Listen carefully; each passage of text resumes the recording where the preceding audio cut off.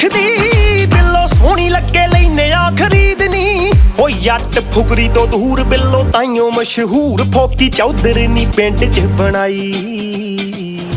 ਹੋ ਗੱਭਰੂ ਨੇ ਛੱਡੀ ਨੀ ਕਦੇ